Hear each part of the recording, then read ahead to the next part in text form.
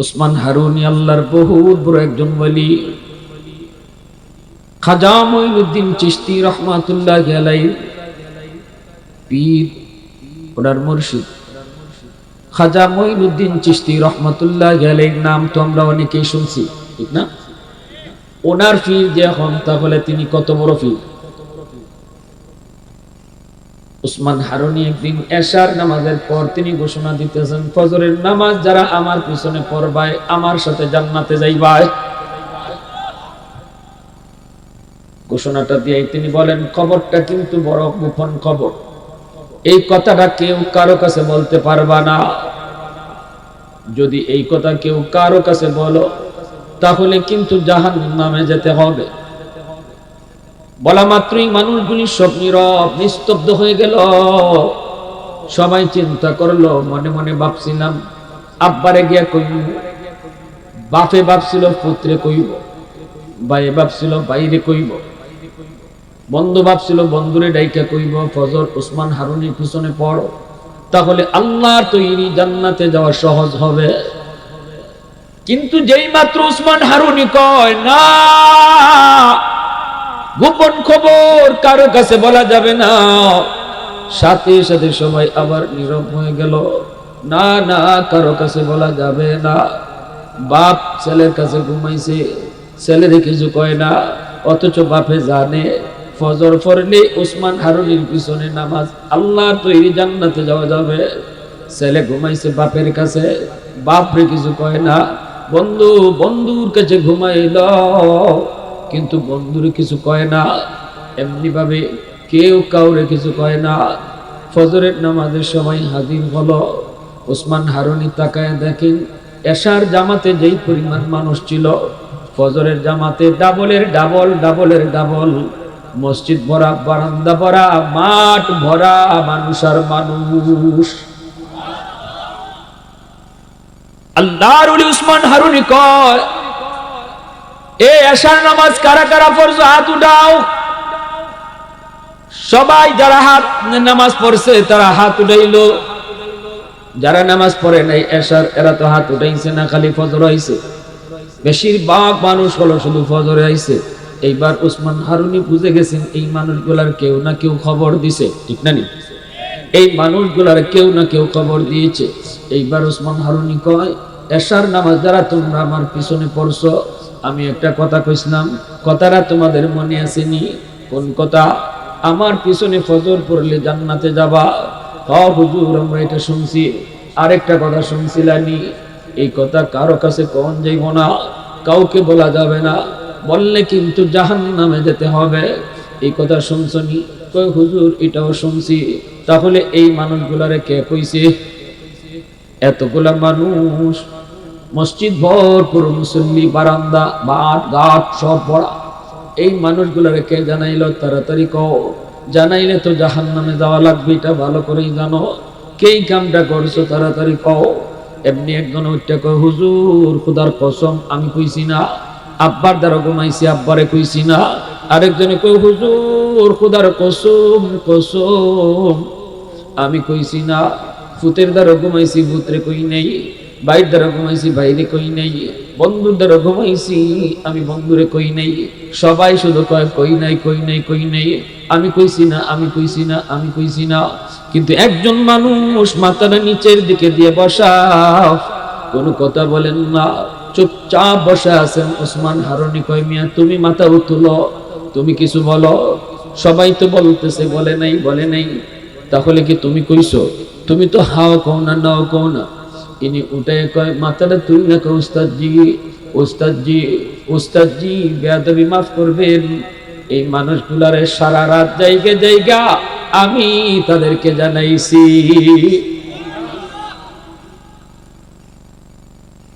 কেন তুমি জানাইছো? তুমি কি জাহান্নামে যেতে চাও? জানাইলে জাহান্নামে যাওয়া লাগবে, এই কথা শোনো নাই? কয়, হ্যাঁ হুজুর শুনেছি, শুনেছি। তাহলে তুমি কেন জানাইছো?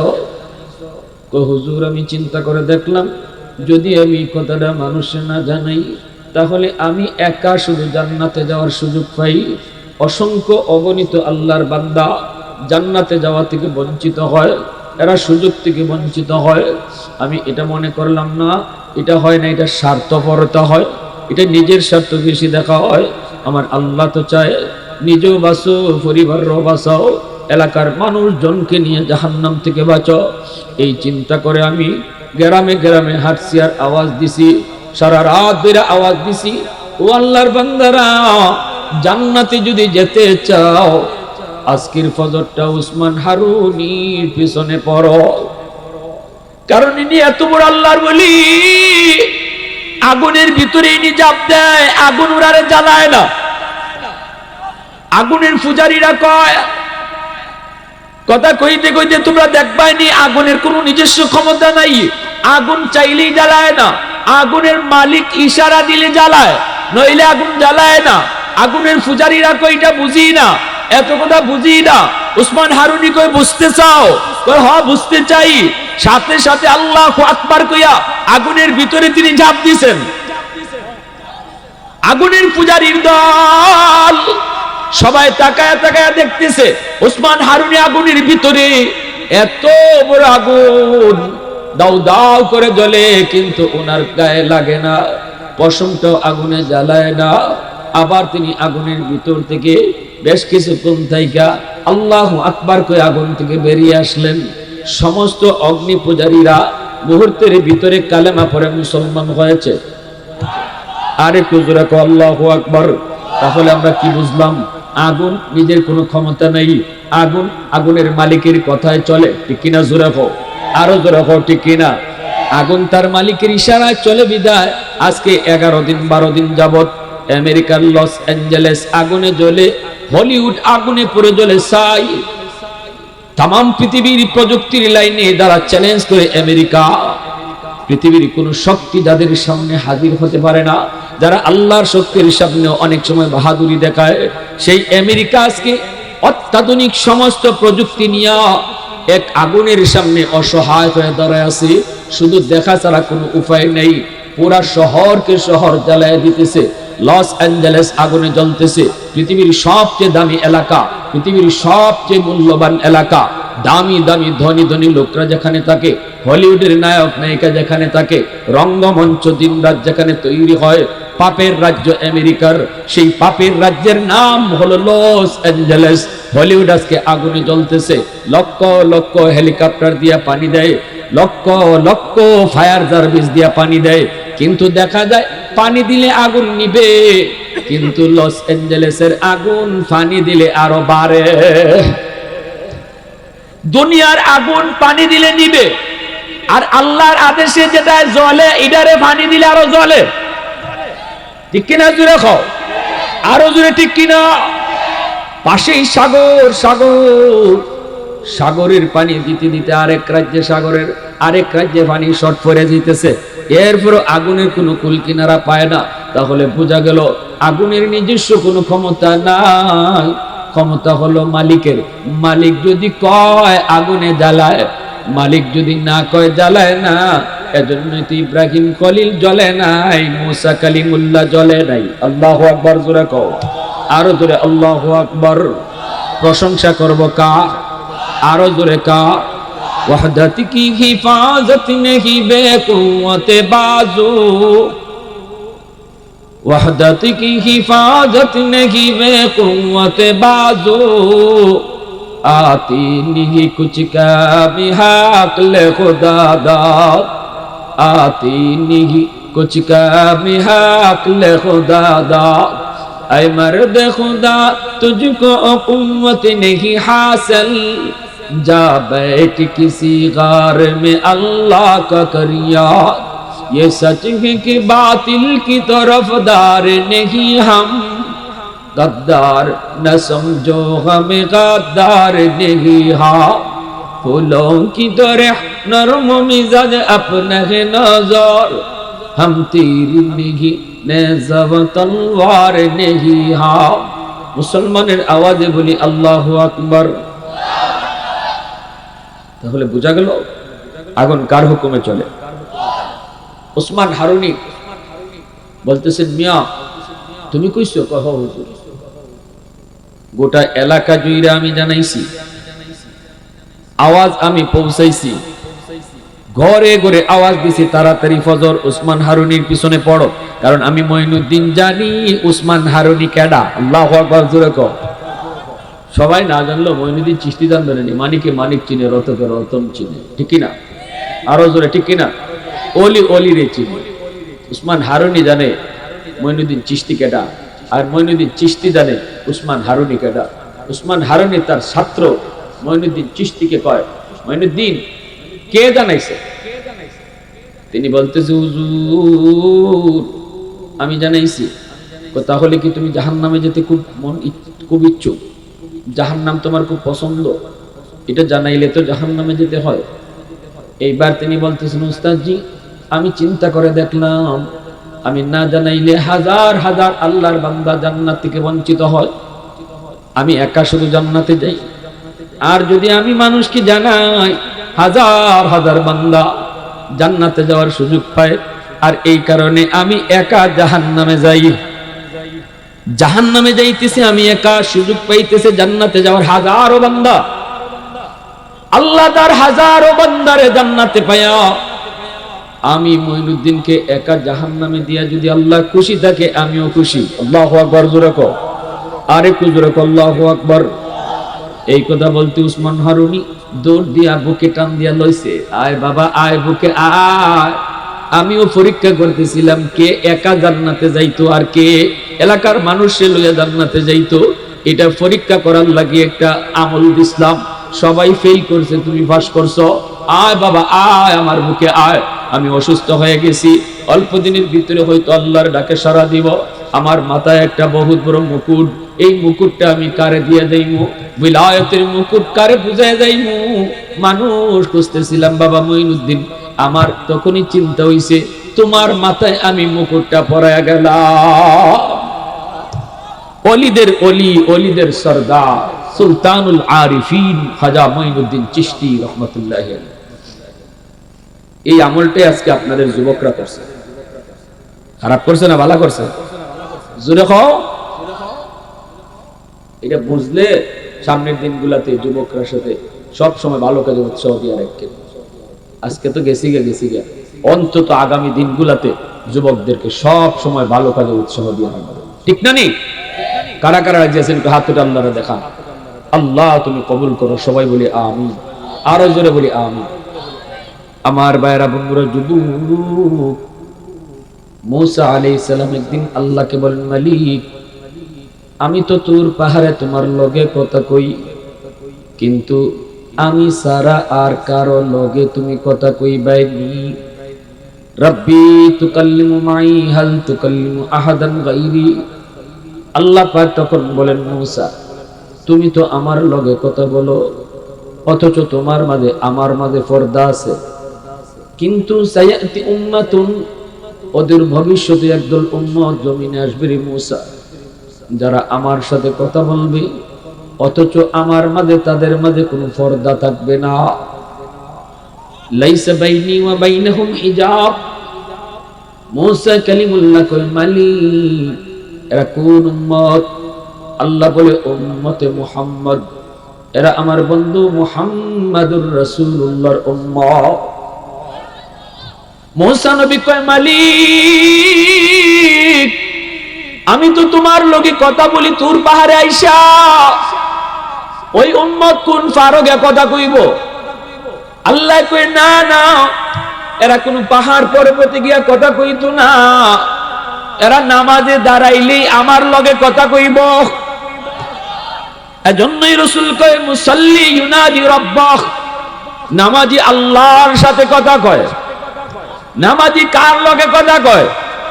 আরো জোরে বলো, কার লগে কথা কয়? আল্লাহর লগে কথা কয়। এইবার আল্লাহর নবী মূসা কালিমুল্লাহ আল্লাহকে প্রশ্ন করে, মালিক বুঝলাম তো নামাজি তোমার লগে কথা কইব, কিন্তু তুমি কেমনে তার লগে কথা কইবা?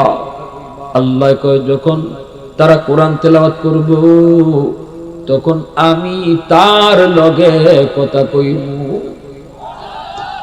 নামাজি আল্লাহর লগে কথা কয়, আর কোরআন তেলাওয়াতকারীর লগে আল্লাহ নিজে কথা কয়। এজন্য আল্লাহ বলেছে আমি কোরআন নাজিল করেছি তোমাদের জন্য শিফা বানাইয়া, কোরআন নাজিল করেছি তোমাদের জন্য রহমত বানাইয়া। যেই করে কোরআন তেলাওয়াত বেশি বেশি হবে, এই ঘরে আল্লাহর পক্ষ থেকে রহমত নাজিল হবে। যুবক, যেই সমাজে মাদ্রাসা থাকবে, যেই সমাজে কোরআনের প্রতিষ্ঠান মাদ্রাসা থাকবে, সমাজের মানুষ মাদ্রাসাকে কদর করবে, এই সমাজটাকে আল্লাহর রহমতের চাদর দিয়ে ঢেকে রাখবে। যেই সমাজের মানুষ উলামায়ে কেরামকে মহব্বত করবে, যেই সমাজের মানুষগুলা সন্তানকে হাফেজ আলেম বানাবে, আল্লাহ ওই সমাজটাকে আযাব গজব থেকে হেফাজত করবে। সুবহানাল্লাহ জোরে বলুন, আর একটু জোরে বলুন সুবহানাল্লাহ। এজন্য বলি কোরআন বহুত বড় নিয়ামত আল্লাহ পাকের পক্ষ থেকে। যেই ঘরে কোরআন তেলাওয়াত হয়, এই ঘরে রহমত নাজিল হয়। স্বামী স্ত্রীর ভিতরে আল্লাহ মহব্বত বাড়ায় দেয়, ভাই ভাই আল্লাহ মহব্বত বাড়ায় দেয়, বাপ বেটার ভিতরে আল্লাহ মহব্বত বাড়ায় দেয়। এ আমার মা বোনেরা খেয়াল করে শুনো, স্বামীর সাথে ভালোবাসা নাই, মহব্বত কম। পানি ফোরার জন্য ফরে যাও, তাবিজ আনতে ফরে যাও, ঘরে তুমি কোরআন তেলাওয়াতের আমল চালু করো রে যুবক। ও আল্লাহর বান্দি, ঘরে কোরআন তেলাওয়াতের আমল চালু করো। আল্লাহ নিজে বলছেন তিলাওয়াতের উসিলায় ঘরে আল্লাহ রহমত নাজিল করে। সুবহানাল্লাহ। অল্প দিনের ভিতরেই দেখবা স্বামীর অন্তরে আল্লাহ মহব্বত ঢাইলা দিবে। বাপ বেটায় মিল নাই, কোরআন বেশি বেশি তেলাওয়াত করো, ঘরের ভিতরে বাপ বেটায় মহব্বত আল্লাহ নিজে বাড়ায়া দিবে। ভাইয়ে ভাইয়ে মিল নাই, তাবিজ আনতে ফরে যাও, পানি ফোড়া আনতে ফরে যাও, আগে তেলাওয়াতের আমল করো। আজকে মুসলমানের ঘরে কোরআন তেলাওয়াত নাই। এক সময় মুসলমানের ঘর থেকে ফজরের পর সুমধুর কণ্ঠে কোরআন তেলাওয়াতের আওয়াজ শোনা যাইত। ফজরের পর মুসলমানের ঘর থেকে তেলাওয়াতের আওয়াজ, মা বোনেরা রীতিমতো রেগুলার তেলাওয়াত করত। কিন্তু আজকে কি হয়ে গেল? হাই, কি হয়ে গেল? তিলাওয়াতের টাইমে মোবাইল টিপা শুরু করি, তিলাওয়াতের টাইমে আমি ফেসবুক দেখি, তিলাওয়াতের টাইমটা আমাদের মোবাইল তিলাওয়াতে চইলা যায়। এজন্য আজকে এই মুসলমানের ঘরে রহমতের দরজা বন্ধ। আজকে আমার ঘরে টেলিভিশন টিভি টাইম মতো চলে, আমার ঘরে নাটক টাইম মতো চলে, আমার ঘরে সিনেমা টাইম মতো টেলিভিশন অন হয়। অনেক মা বোনেরা ইন্ডিয়ান নাটক স্টার জলসা দেখার জন্য টাইমের আগেই দেখা যায় ভাত রান্না শেষ, রান্না বান্ধব দিন শেষ। কি ব্যাপার আজকে আগে ভাগে শেষ কেন? কয় আমার স্টার জলসার টাইম হয়ে যেতেছে। টাইম আছে স্টার জলসা দেখার, রুটিন আছে আমার কোরআন, রুটিন আছে আমার টেলিভিশন ছাড়ার, টেলিভিশন ছাড়ার টাইম আছে, কিন্তু কোরআন তেলাওয়াতের টাইম নাই। আওয়াজ দেখো ঠিক কিনা? কেন আজকে সমাজে অশান্তি, ঘরে অশান্তি? কেন আজকে ভাই ভাই মিল নাই? কেন আজকে ঘরের মধ্যে অশান্তি, স্বামী স্ত্রীর ভিতরে মিল নাই? সমাজে তালাকের পরিমাণ বাইরে গেছে কিনা? জোরে কই না? শহরে বন্দরে তালাকের পরিমাণ বাইরে গেছে। কয়েকদিন আগে আমার এক বন্ধু নতুন মাত্র ওই যে কাজী হয়েছে, নতুন কাজী হওয়ার পর কয় ভাই 15 দিন হয়েছে আমি কাজীগিরি লইছি। এই 15 দিনের ভিতরে আমার সর্বপ্রথম লেখালেখি শুরু হয়েছে তালাক দিয়া। বিয়া ফরানি লইয়া আমার কাম শুরু হয়েছে না, আমার কামটা শুরু হয়েছে তালাক লেখা লইয়া। আর এই পর্যন্ত 15 দিনে মনে হয় 20টার উপরে খালি তালাকের কাগজ লেখন আছে। কি শুরু হইল, কি গজব হইল, কি গজব হইল? কই এর মাঝে আবার আরো কষ্টের খবর আছে। আমি বললাম কি তা? কই যতগুলা তালাক আইছে এর মাঝে অধিকাংশ তালাক হইল বউয়ে জামাইরে তালাক দিয়েছে। তালাক কেডায় দেয়? তালাক দেয় জামাইয়ে, ঠিক না নি? হ্যাঁ নাকি তা সুনামগঞ্জে উল্টা আছে নি? তালাক দেয়, এখন তালাক উল্টে গেছে, এখন জামাইয়ে তালাক দেয় না, বউয়ে তালাক দেয়। কেন লাগি? বিয়াও উল্টে গেছে, এজন্য তালাক উল্টে গেছে। যে জমানায় জামাইয়ে তালাক দিত, ওই জমানায় জামাইয়ে বিয়া করত। আর এই জমানাত বউয়ে তালাক দেয়, খেল লাগি বিয়া উল্টে গেছি, এখন জামাইয়ে বিয়া করে না, বউয়ে বিয়া করে। আপনারা এটা জানেন না নি? আমি নিজের কানে শুনছি, মেয়ের বাপে মেয়ের বিয়ার ব্যাপারে আলাপ করতে আমার মেয়ের বিয়া করাইতেছি, মেয়ের বলে বিয়া করাইতেছে, আর পুত্রে বিয়া করাইতে পুত্রে বিয়া দিতেছে। বিয়া করে কেডা আর বিয়া বয় কেডা? আমরার জমানায় যে জমানায় তালাক দিত জামাইয়ে, এই জমানায় জামাইয়ে বিয়া করতো, এজন্য তালাকও জামাইয়ে দিত। আর এই জমানা তাইয়া বিয়া করে ব্যক্তিনতে আর তালাকও দেয় ব্যক্তিনতে। জানি না, এটা আপনাদের গ্রামের অঞ্চলে কথা কইতেছি না, এটা শহরের নিয়ম কইতেছি। শহরে, গ্রামে কখনো এই বাতাস আইছে না, এটা শহরে চলছে। এই যে তালাক সংখ্যা বাড়ছে কেন লাগে?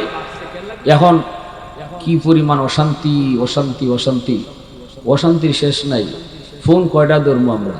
আমি তো ফোন ধরিই না, সহকারী ফোন ধরে, হুজুর মাহফিলের লাগে যে পরিমাণ ফোন আয়, এর থেকে বেশি আয় ব্যক্তিদের ফোন থাকে। হুজুর হুজুর কিছে, সহকারী ধরে, কি হয়েছে? হুজুর আমার জামাই আমার বালা হয় না। কিতা হয় না? বালা হয় না। তাবিজ দিন, পানি ভরা দিন, ইতা দিন, হিতা দিন। আমি কইতে তুই কিতা কস? আমি আপনি তো কইছেনই বেশি বেশি কইতাম কোরআন পড়তো, আমি কই বেশি বেশি কোরআন তেলাওয়াত করো, তাইলে আর তাবিজ পড়া লাগতো না, পানি ভরা লাগতো না, অটো আল্লাহ করে রহমত দিয়ে দিব। কিন্তু এটা মানতে রাজি না, তো আমরা এটা মানতে রাজি না, ঠিক না নি? পানি ভরা হুজুরে দিব, খামইতো না। কামইব কেমনে? আমার ঘরে তো তিলাওয়াত হয় না, টেলিভিশন চলে, রহমতের দরজা বন্ধ, গজবের দরজা খোলা। হুজুর যে ফানি পড়া দিছে, এই ফানি পড়া তো আমার ঘরে গিয়ে হামাইবার দরজা খোলা হয় না, কারণ কোরআন তিলাওয়াত পড়া যে ফু দেওয়া হয়, এটা তো আমার ঘরের গজবের দরজা দিয়ে ঢুকবে না। আমার ঘরে রহমতের দরজা খোলা থাকলে তাবিজকে ঢুকবো। তাবিজ কি হুজুরে মন গড়া করে ফু দিচ্ছে? তাবিজ তো কোরআনে আয়াত করে ফু দিছে, আল্লাহর কোরআনে আয়াত, এটা তো রহমতের দরজা ছাড়া ঢুকবে না। আমার ঘরে রহমতের দরজা লাগাই, তেলাওয়াত হয় না, বউ করে না, জামাই করে না, জিফুতে করেন না। দিন যায়, সপ্তাহ যায়, মাস যায়, রমজান আইলে কোরআনের সাথে আমরা আর সাক্ষাৎ হয়, ঠিক না নি? কিন্তু টেলিভিশন ডেলি চলে না, চলে না। এখন হুজুরে পানি পড়া দিন, আমার ঘরে গিয়া আমার তো খাম হয় না, খাম হইতো কেমনে? ঘরে ঢুকবার জায়গা পায় না, ওখানে আইয়া কিনা সব দোষ হুজুরে। পরের দিন আইয় বেটার দোকানও হামাইয়, কয় নাই রে, নাই নাই, আগের মেসাব নাই, ওইসিনি খাম, আগের মেসাব নাই, সব নকল। ওখানে কি হয়েছে? আগের মেসাব হলো আসলে অরিজিনাল, ফু দিত ডাইরেক্ট অ্যাকশন। আর এখন কয়বার যে গেলাম হুজুরের দ্বারা পানি ভরা লইয়া, জামাইয়া খালি আগের থেকে আরো বেশি ভিড়ায়, ঠিক না নি? পানি ভরা যেমন রিঅ্যাকশন হইলো, ভিড়ায় আরো বেশি। তে এই যে দোষটা দিল হুজুরের, এটা তো হুজুরের দোষ না, গন্ডগোল লাগাইছে আমি। আমার ঘরে নাই তেলাওয়াত, আমার ঘরে চলে টেলিভিশন, আমার ঘরে চলে মোবাইল, আমার ঘরে গান বাজনার আওয়াজ হয়, রহমতের দরজা আমি লাগাই তো রাখছি, সিল মাইরে তো রাখছি, আর গজবের দরজা খোলা। হুজুরে পানি ফোরা ঢুকতো কে খুলবা? গন্ডগোল লাগাইছে আমি, আর দোষ দেই হুজুরকে। রোগ হইলো আমার জমিনও, আর চিকিৎসা দিতেছে আসমানও। আগুন লাগছে আমার শেরপুর, পানি লইয়া যায় ফরিদপুর। কুশিয়ার আর সব পানি ফরিদপুর ডাললো তো শেরপুরে আগুন নিভতো না, ঠিক না নি? আগে দোয়ার হলো, যে জমানায় মুসলমানের ঘরে দরজা খোলা আসিল, এই জমানায় তো ফুতে কাম হইছে। ওই গরফুর হিসাবে ফু দিয়া গেছেন, আমরা উস্তাদরা কইছেন গরফুর হিসাবে ফু দিয়া যাইতা ফুকরির মাঝে। ফুকরি বুঝেননি আপনারা? দেখো ফুকুর রে কয় না নি, সিলেটি ভাষায় কইলাম ফুকরি।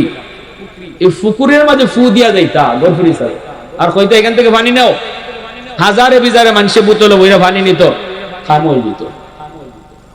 কাম হইব না নি ভাই? ওই সময় তো তেলাওয়াত ফজরের পরে মুসলমানের ঘরের পাশ দিয়ে গেলে কোরআন তেলাওয়াতের আওয়াজ শোনা যেত। এক বেচারা লন্ডন থেকে আইসা, এখন হুজুর আমার একটা খাস ফু দিন। হুজুর এই ফুকুরের মাঝে ফু দিয়া যায় না, আমার কিতা কিতা জানি করে। হুজুর এখন তো কেন লাগে তোমার ফুকুরে ফু দে, যে এই ফুতে তোমার একই নয় না? কই একই নয় হুজুর, ইফারের ফু হিফার যায় করবে। হুজুর ওখান থেকে কিতাব পড়তাম, খোঁজের আমার একটা জগের মাঝে খাস ফু দিন, আমি লন্ডন থেকে আইছি বড় শখ কইরা। তো হুজুর কইতেছেন যে তুমি কাছের কি আনছো? জগ আনছি। কি জাত জগ? খাজের জগ। ধরো দুই হাত দিয়ে বালা করে যাতে ধরো। বেচারা দুই হাত দিয়ে এমনি জাতা দিয়ে ধরছে। আর গফুরি সাহেব গেছেন, আমরা উস্তাদ এগুলা ভাষে আসলা তাই কই আমরা নিজের চোখে দেখা সাবে গিয়ে খালি কই বালা কইরা ধরো মিয়া, যাইতে ধরো। হুজুর ধরছি তো হুজুর, আর কি বাদ দুই হাত দিয়ে ধরছো নি গিয়া দিছেন ফু, আর ফু দেওয়ার লগে লগে খাসের জগ ঠাস ঠাস করে ফাইটটা সব পানি মাটি।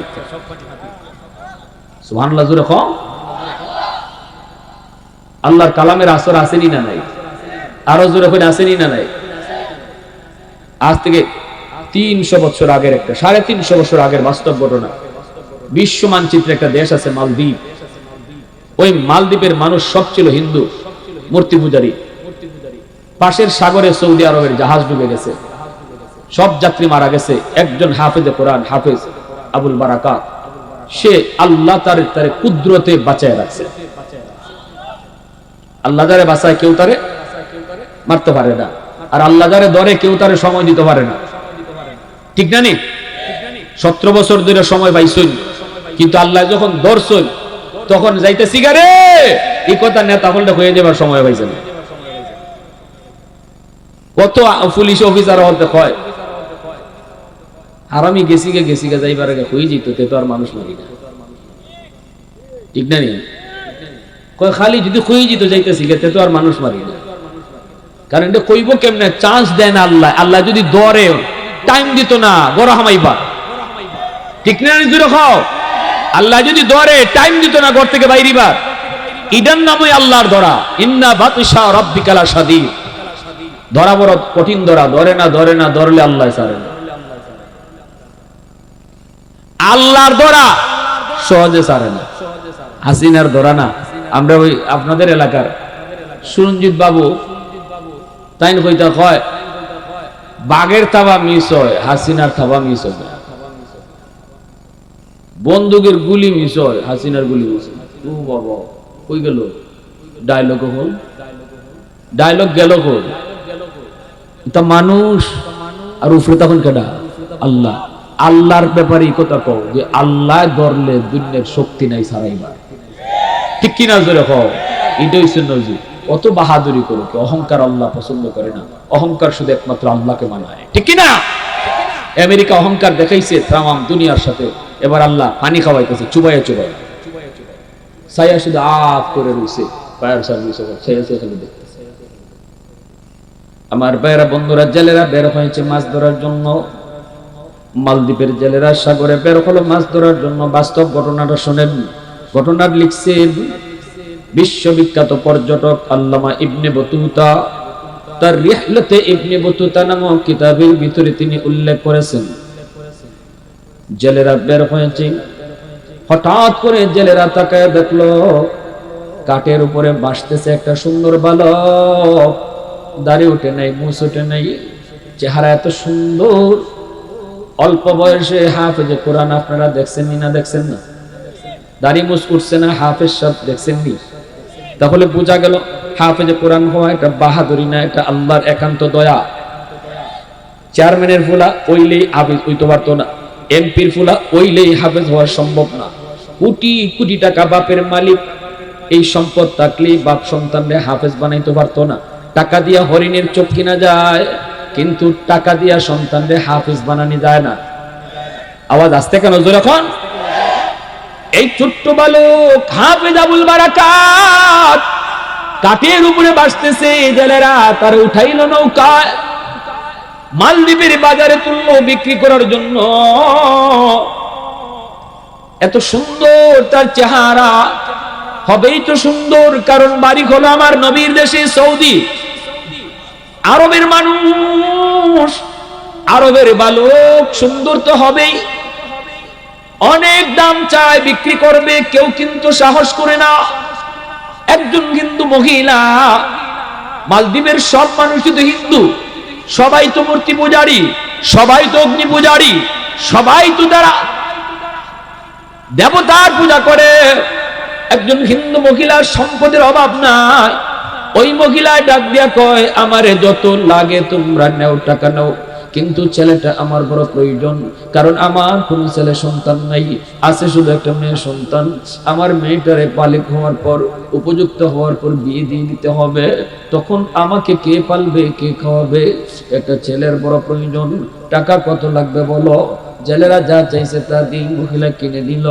এইবার হাফিজ সাহেব হিন্দু মহিলার ঘরে, হাফিজ সাহেব মহিলাটারে আম্মা কয়, মহিলাটাও তারে আদর করে, বোনটারও তারে ভাইয়া কয়, সেও বোনটারে বড় আদর করে।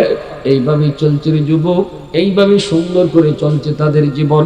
হঠাৎ করে একদিন হাফিজ সাহেব দেখতেছি মায় কান্দে। মা তুমি কেন কান্দো?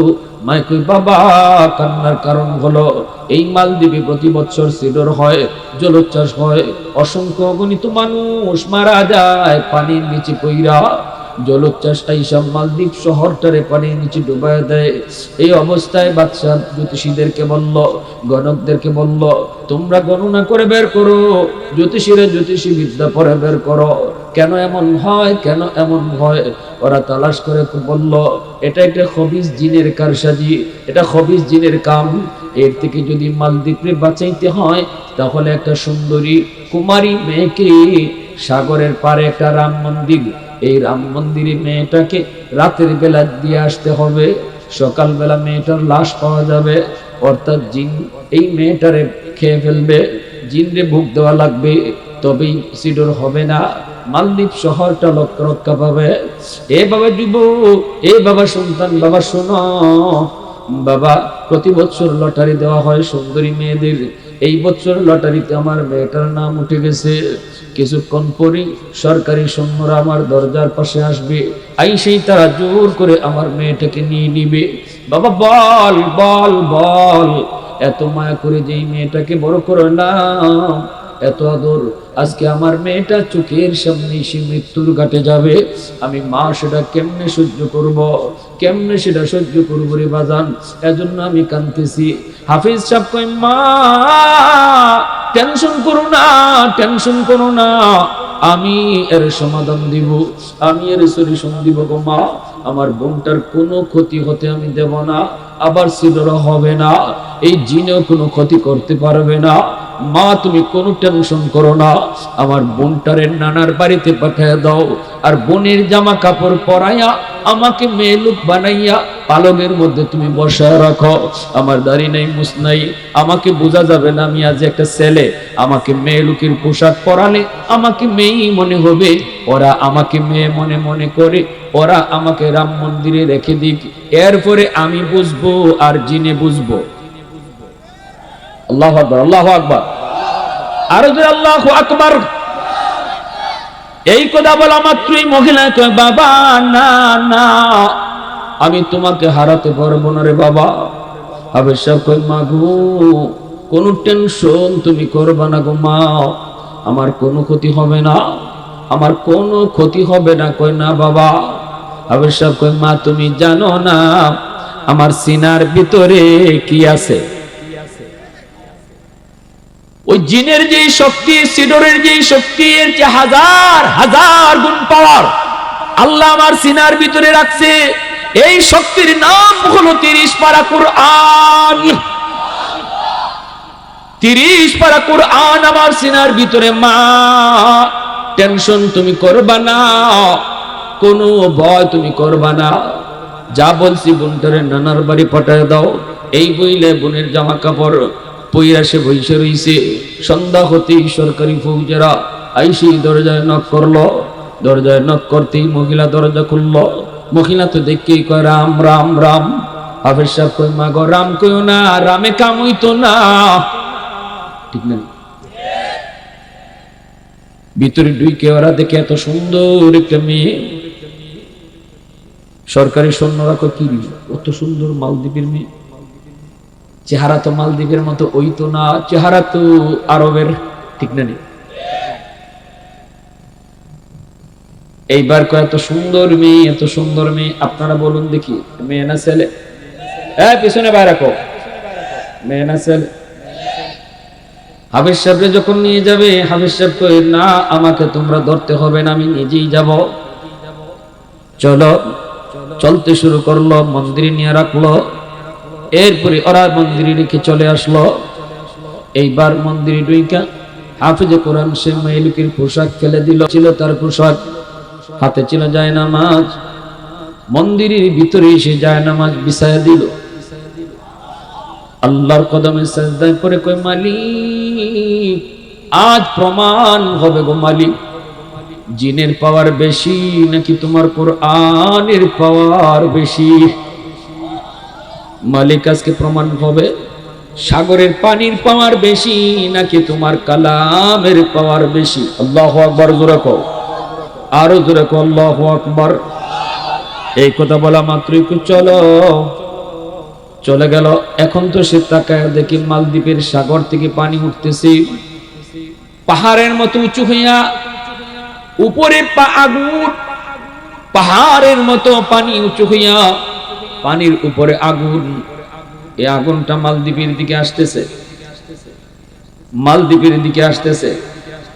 পানির মধ্যে কিন্তু আগুন তৈরি হয়, পানির মধ্যে আগুন, আগুন কারেন্ট তৈরি হয় করতে গেলে পানি থেকে, কারেন্ট তৈরি হয় পানিতে, কারেন্ট তো একটা আগুন।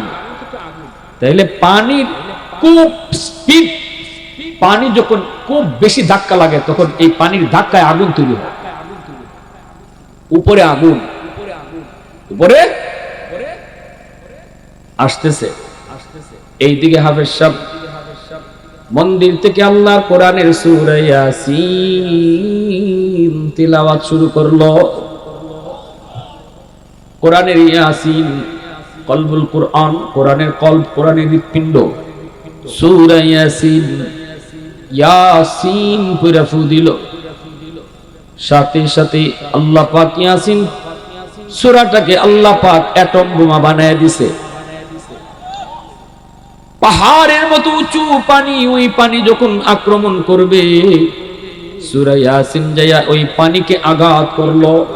মুহূর্তের ভিতরে পানি আবার সাগরে দেবে গেল, মুহূর্তের ভিতরে পানি সাগরে দেবে গেল।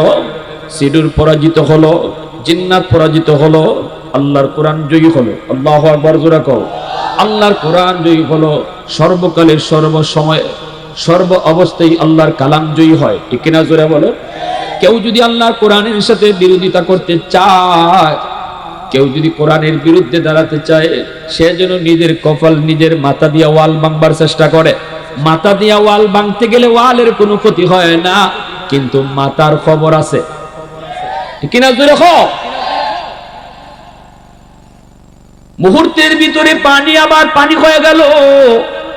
সকালবেলা সরকারি ফৌজেরা আসলো লাশ নেওয়ার জন্য। আয়েশা দেখে মন্দিরে বসে বসে একজন হাফেজ সাহেব কোরআন তেলাওয়াত করে।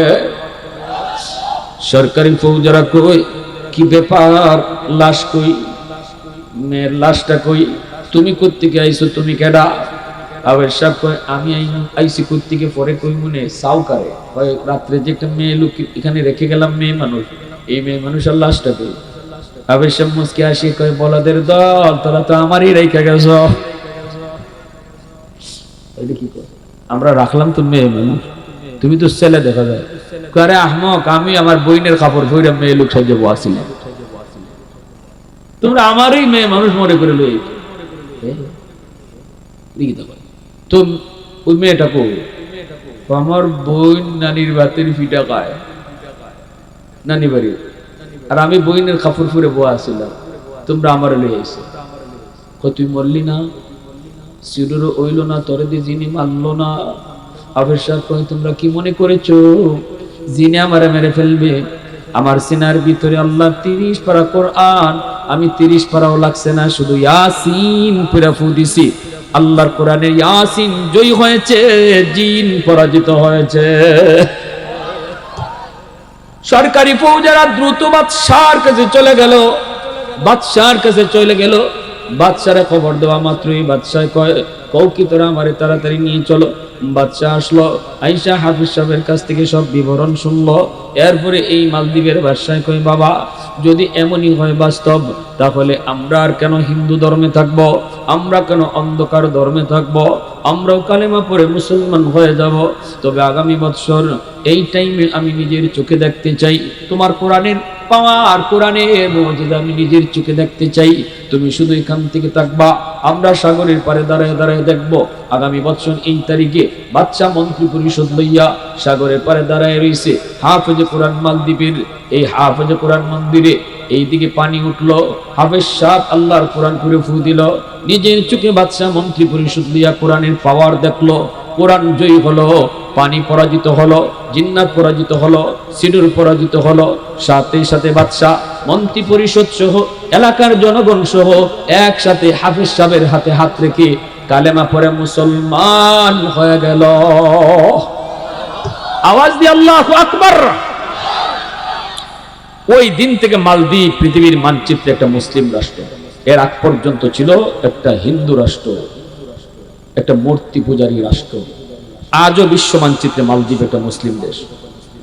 ইতিহাস হলো হাফেজ আবুল বারাকাতের ইতিহাস। কে লিখছেন?